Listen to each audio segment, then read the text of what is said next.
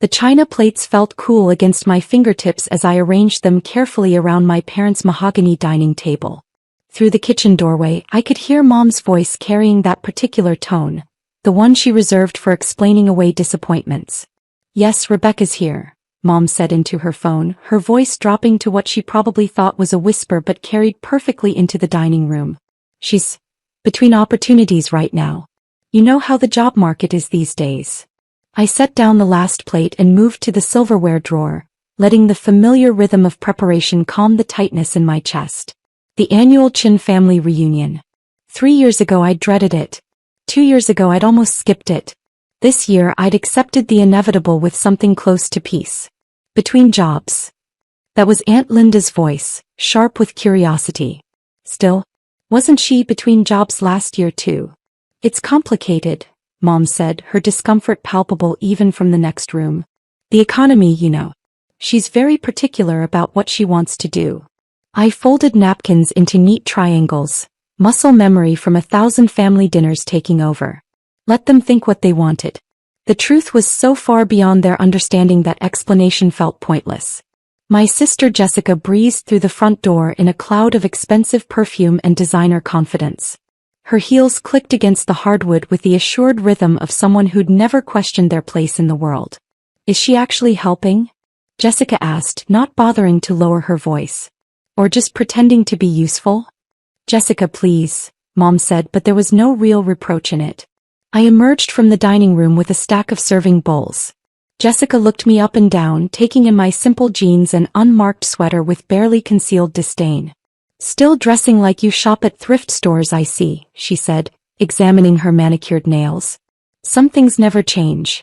"Some things don't need to," I replied evenly, moving past her toward the kitchen. "That's the spirit of a chronic underachiever right there," Jessica called after me. "Just accept mediocrity and call it authenticity." Dad appeared from his study, already in his reunion mode, jovial, expansive, ready to show off his successful family to the assembled relatives.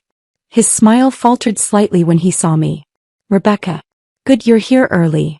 He paused, choosing his words carefully. "Listen, when people ask what you're doing these days, maybe just say you're consulting. It sounds better than nothing." "I'm not doing nothing, Dad." Right. Your little projects." He waved his hand dismissively. "But to people who don't understand it might sound like unemployment. We don't want them to worry." "Worry about what?" "About you." He said it gently, the way you'd speak to someone who couldn't grasp simple concepts. "About whether you're okay. Whether we failed as parents somehow." Jessica laughed from the living room. Too late for that question. The doorbell rang, signaling the arrival of the first relatives. Within 30 minutes, the house filled with the Chin clan, aunts, uncles, cousins, and the extended network of family friends who'd known me since childhood. Each arrival brought the same pattern. Warm greetings, catching up, and then the inevitable question. "So Rebecca, what are you up to these days?" And each time before I could answer, someone else would jump in. "She's taking some time to figure things out," Mom would say. "Still exploring her options," Dad would add. "Between opportunities" became the recurring euphemism. I watched Jessica work the room like a campaign event, her recent promotion to senior marketing director at a major firm serving as her conversation centerpiece. She'd position herself near me deliberately, creating contrast. "It's such a demanding role," Jessica was telling Uncle Robert and Aunt Mary. "But seeing campaigns go national, having that kind of impact, it's worth the 70-hour weeks." She glanced at me. "Though I suppose not everyone's cut out for that kind of pressure." "Rebecca always was more low-key," Uncle Robert said diplomatically. "That's one word for it," Jessica murmured, just loud enough. "Cousin David joined our cluster, fresh from closing a major real estate deal. The thing about success," he announced, "is that you have to be willing to take risks. Too many people play it safe and wonder why nothing happens." "Exactly," Jessica agreed. "Some people are just afraid of real responsibility." I excused myself to check on the food, ignoring Jessica's triumphant smile. In the kitchen I found Aunt Linda and Mom in deep conversation. "Have you thought about suggesting something concrete?" Aunt Linda was saying. "Even just part-time retail to start? It would give her structure." "We've tried," Mom said wearily. "She just talks about her work, but nothing ever seems to come of it." I think she might be depressed. Oh, honey. Aunt Linda touched Mom's arm sympathetically. That's so hard. Has she seen someone? She won't admit there's a problem. I cleared my throat and they both jumped slightly. The pity in their eyes was worse than Jessica's contempt. Rebecca. We were just discussing my apparent psychological crisis. I finished, opening the oven to check the roast. I heard. We're worried about you, Mom said, her voice catching. It's been 3 years since you left that job and you're not. Not what you expected, I supplied. I know. Back in the living room, the reunion was in full swing. Jessica had gathered an audience for what was clearly going to be another performance. The thing is, she was saying, in my position I network with incredible people. Just last week I had lunch with a Forbes 30 Under 30 recipient. Now that's the kind of company successful people keep. Jessica's always been ambitious, Aunt Mary said proudly. Not everyone has that drive. Some people are followers, some are leaders, Cousin David added. Nothing wrong with being ordinary. I sat down on the periphery of the group, content to let the conversation flow around me. Let them have this. What did it cost me really to be their cautionary tale? Where's Rebecca working now? This from Uncle James, who just arrived. The room went quiet for a beat. Jessica's smile turned sharp. Rebecca's on a bit of a sabbatical, Dad said carefully, taking time to reassess her goals. For 3 years. Uncle James looked genuinely concerned. Some people are late bloomers, Jessica said sweetly. Though at 32, you do have to wonder when the blooming starts. Laughter rippled through the group, not quite cruel but not quite kind either. At least she helps with family events, Mom said, trying to find something positive. She's very good at setting tables. More laughter, gentler this time but somehow worse for its sympathy. Cousin David leaned back in his chair, warming to the topic. You know what Rebecca's problem is? No vision. Success requires seeing the big picture, taking strategic risks. Some people just think too small. Or don't think about career at all, Jessica added. Some people are content just existing. Nothing wrong with simple living, Aunt Linda offered, but it sounded like consolation for a terminal diagnosis. The conversation moved on, but the damage was done.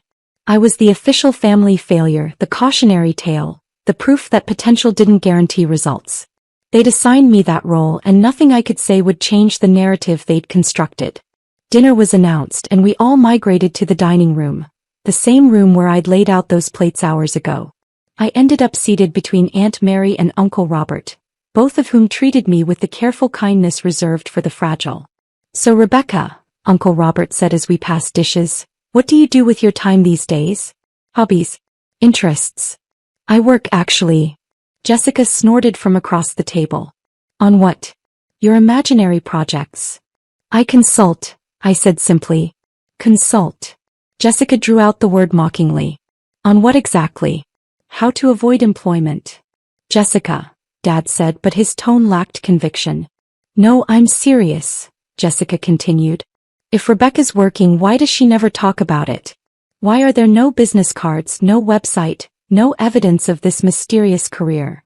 Some work doesn't require flashy marketing, I said quietly. Convenient excuse. Jessica turned to the table at large. Isn't that what all unemployed people say? That they're consulting or between opportunities? It's code for I gave up. That seems harsh, Aunt Mary said, but she was looking at me with that pitying expression again. Is it harsh to tell the truth? Jessica shot back. Look, I love my sister. But at some point we have to stop enabling this fantasy that she's got some secret successful life. She's unemployed. She has been for years. And the longer we all pretend otherwise, the longer she stays stuck. The table went silent. All eyes turned to me, waiting for a defense, a breakdown, something. I took a sip of water. May I have the potatoes, please? Jessica threw up her hands. See? This is what I mean. No ambition. No fight. No nothing. Dad changed the subject to Uncle James's new boat, and dinner proceeded with forced normalcy. But I'd been categorized now, officially filed under family concern with a side of disappointing child. After dinner, while I was clearing plates, I overheard Cousin David talking to a group in the living room. The economy's tough, sure, he was saying, but winners find a way. They network, they hustle, they make things happen. The people who fail are the ones who give up and make excuses. Rebecca's not even making excuses anymore, Jessica added. She's just accepted being a loser. Don't use that word, Mom said but weakly. What word should I use? Underachiever? Unmotivated? Face it, Mom. Some kids just don't turn out the way you hope. I loaded the dishwasher methodically, letting the voices fade to background noise. They needed this narrative. Jessica needed to be the successful daughter. My parents needed to explain away their confusion about me. The extended family needed a cautionary tale for their own children. What they didn't need was the truth. Aunt Mary found me in the kitchen, her face creased with concern. Rebecca, honey, can we talk? Of course. I want you to know that we don't judge you. Family is family, successful or not. I appreciate that. But I do worry. She took my hand. You're so isolated. No career, no social life that we can see. It's not healthy. Have you thought about talking to someone? There are therapists who specialize in... I'm fine, Aunt Mary. Really? But you're not, sweetie. You're not fine. You're alone and unemployed and hiding from the world. Her eyes welled with tears. We just want to help you. Before I could respond, Aunt Linda rushed into the kitchen, her face flushed with excitement.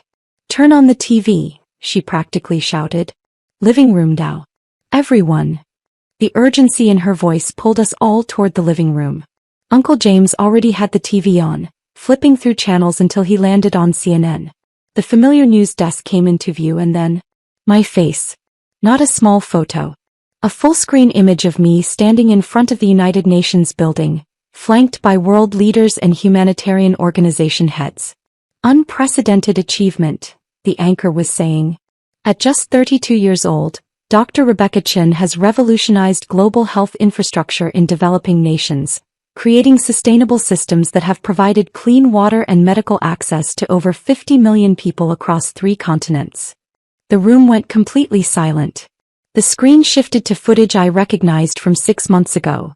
The opening of the water treatment facility in sub-Saharan Africa that had taken 2 years to develop and implement.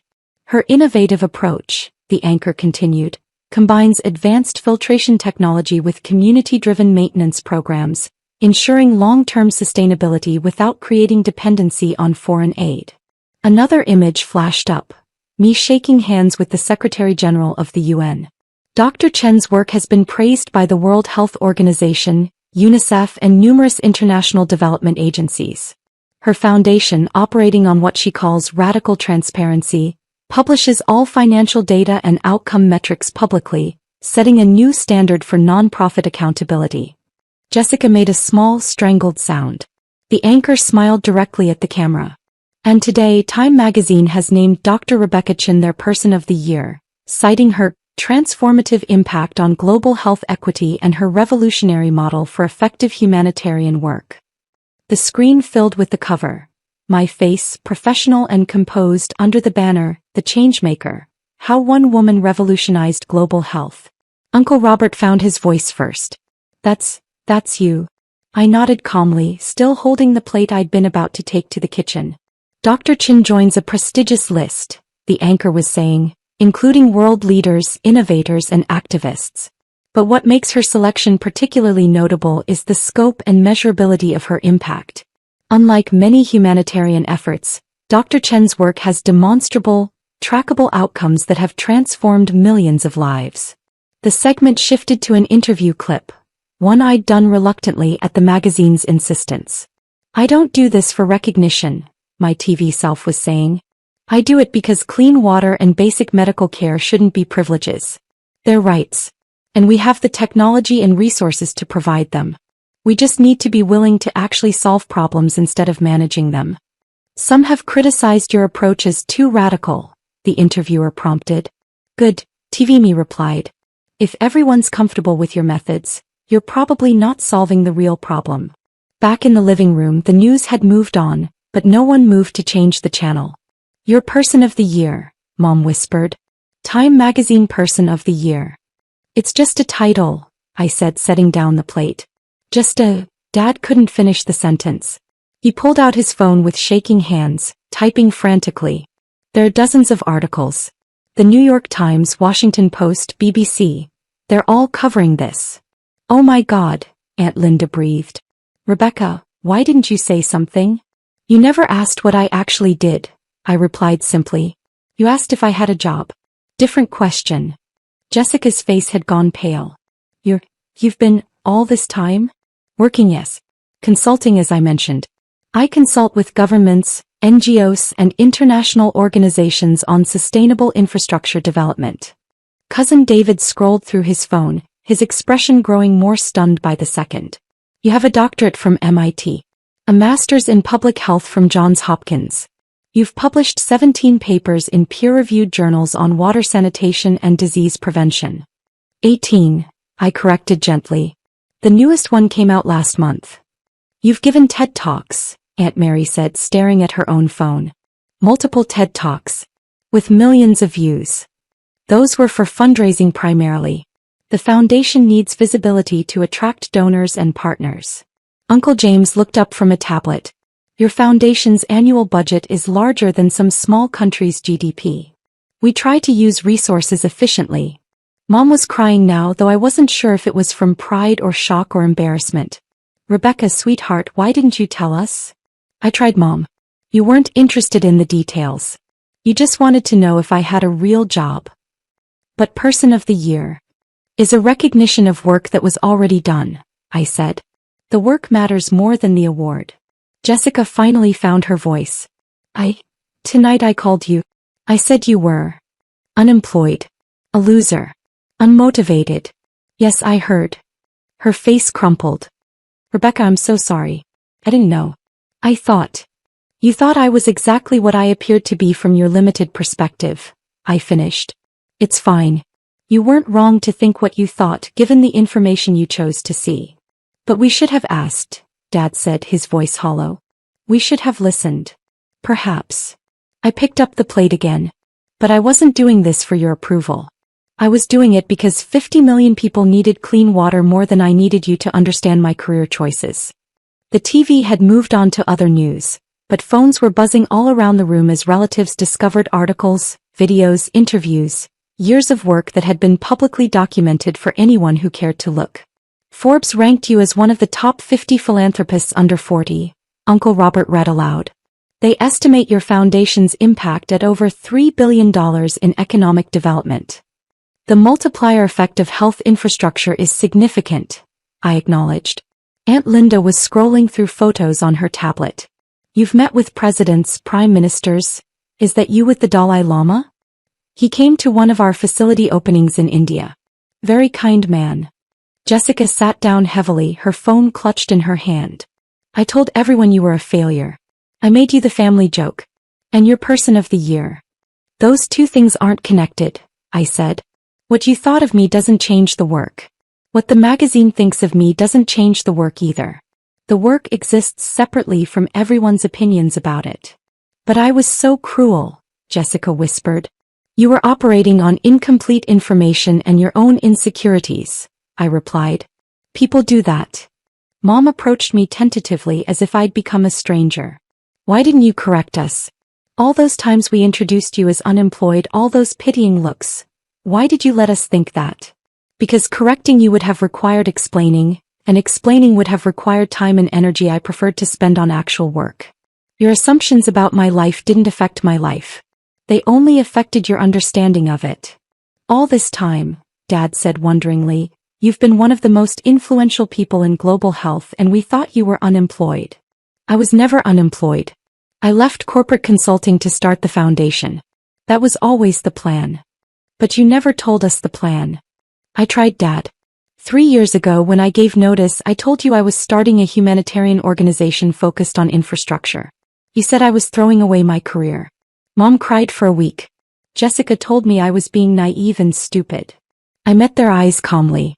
So I stopped explaining. I just did the work. The room fell into an uncomfortable silence, broken only by the continued buzzing of phones as more relatives discovered the news. Cousin David cleared his throat. I said some things tonight.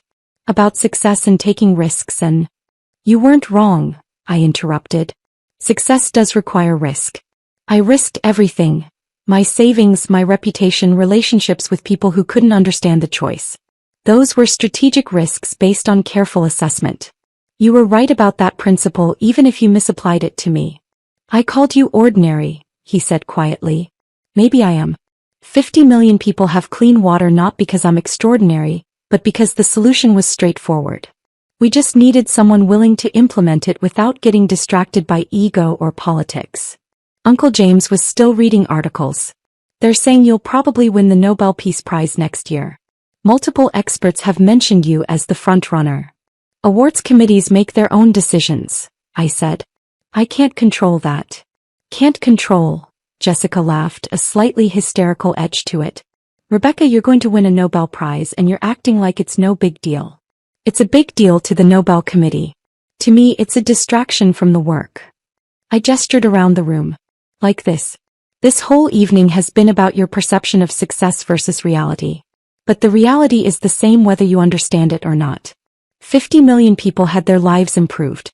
That happened regardless of what you thought of me. But we should have known, Mom insisted, tears streaming freely now. We're your family. We should have supported you. You supported the version of me you could understand, I replied. I don't fault you for that. Understanding requires interest and effort. And you weren't interested in the details of international development work. You wanted me to have a recognizable career. When I didn't, you categorized me as failed and moved on. Aunt Mary was crying too now. I told you to get therapy. I said you were depressed and hiding from the world. I am hiding from the world, I agreed. From this world where success is measured by job titles and social media presence. I prefer the world where success is measured by water quality tests and infant mortality rates. The front door opened and more relatives arrived, late arrivals who hadn't been there for dinner. Aunt Linda immediately thrust her phone at them. Look, Rebecca's Person of the Year. The new arrivals went through their own version of shock and disbelief, pulling up articles and videos, trying to reconcile the quiet woman in jeans with the global humanitarian leader on their screens. Uncle Chin, the family patriarch, arrived last. At 83, he'd seen generations of family drama with philosophical detachment. He looked at me, then at the assembled relatives with their phones, then at the TV still displaying news coverage. Let me guess, he said dryly. You all spent the evening telling Rebecca she was a failure, and now you've discovered she's more successful than everyone here combined? Uncle Chin, Dad started. Don't. The old man waved his hand dismissively. I saw this coming 3 years ago. Rebecca has her grandmother's eyes. That woman rebuilt a village after the war with nothing but determination and intelligence. I knew Rebecca would do something similar. He approached me, his weathered face creasing into a smile. Person of the Year. Your grandmother would be proud. Thank you, Uncle Chin. Though I suspect you don't care much about the title. The title helps with fundraising, I admitted. Donors like supporting award-winning organizations. So in that sense it's useful. He laughed, a deep rumbling sound. Always practical. Yes, very much like your grandmother. He turned to the room at large. You want to know why you didn't see this? Because you were looking at Rebecca and seeing your own definitions of success. You wanted her to fit your understanding of achievement. She refused to shrink herself to match your limited vision. We just wanted her to be happy. Mom protested weakly. She is happy, Uncle Chin replied. She's just happy doing things you didn't value enough to notice. Jessica had been silent for several minutes, scrolling through article after article. There are profiles of you in every major publication. Forbes, Fortune, The Economist. They all call you a visionary. They call me what serves their narrative, I said. I'm not a visionary. I'm a problem solver who happened to solve a big problem. You've been invited to speak at the World Economic Forum, Cousin David read. You turned them down. 4 times, I confirmed. Those conferences are where people talk about solving problems. I prefer to spend that time actually solving them. Aunt Linda approached tentatively. Rebecca, I need to apologize. I was so condescending, so presumptuous. You were concerned, I interrupted. Misguided but concerned. I don't hold it against you. But I treated you like a charity case. You are a case for charity, Uncle Chin interjected. Just not the kind you thought. Rebecca showed you charity by not embarrassing you with the truth until you forced the issue. The evening devolved into a strange reception where relatives who'd pitted me hours ago now tried to process their whiplash. Some apologized profusely. Others tried to claim they'd always known I was destined for greatness. A few, like Uncle Chin, simply accepted the revelation and moved forward. Jessica cornered me in the kitchen while I was finally washing those dishes. "I don't know what to say," she began. "Then don't say anything," I suggested gently. "I built my entire identity around being the successful daughter. And it turns out I'm not even close to your level. We're not in competition, Jessica. Aren't we? Wasn't that the whole point of tonight? You letting me mock you, letting everyone pity you, and then revealing your person of the fucking year." "The point of tonight," I said carefully, "was having dinner with family. The time announcement happened to coincide with the reunion. I didn't plan some dramatic reveal. But you could have told us before. You could have prevented all of this." "Prevented what? You being honest about your opinions?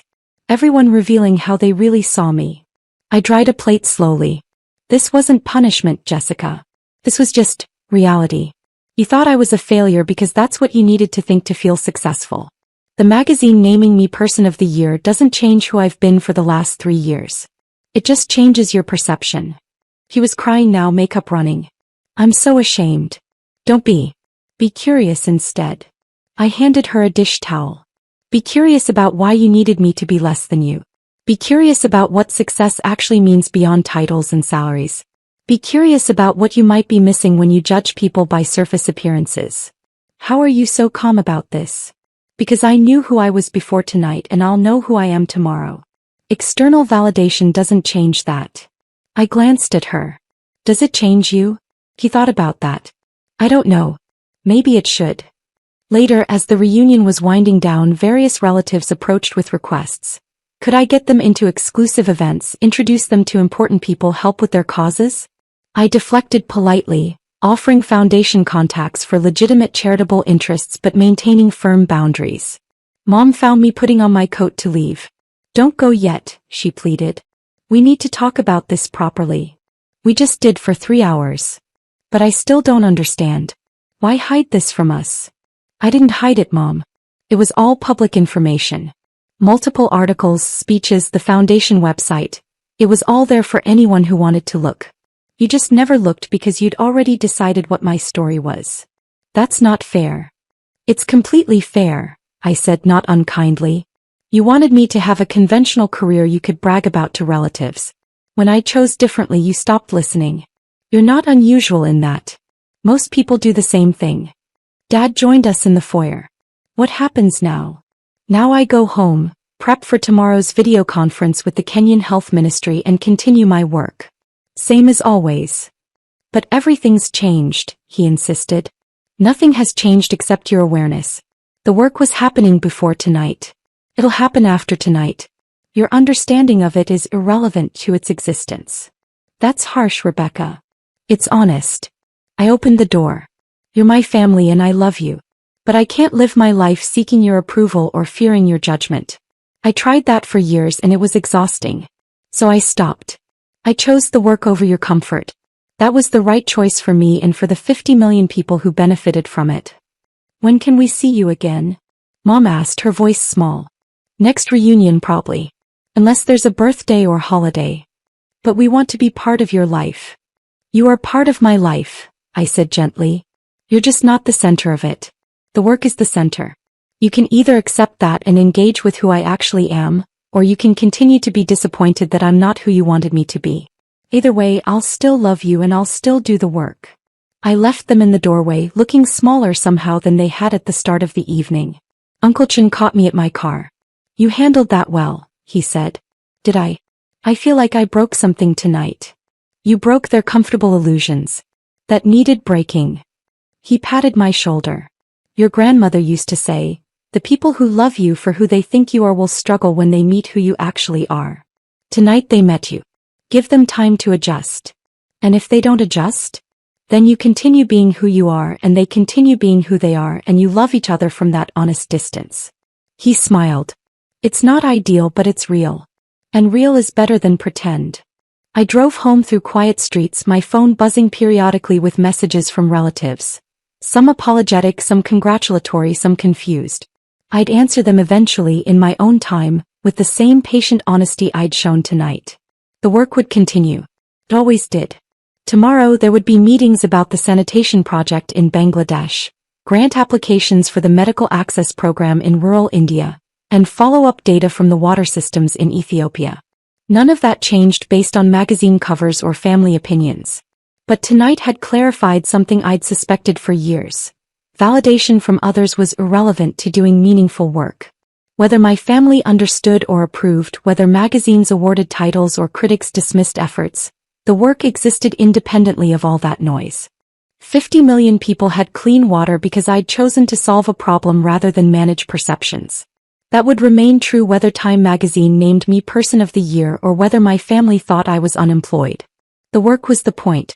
It always had been. Everything else was just commentary.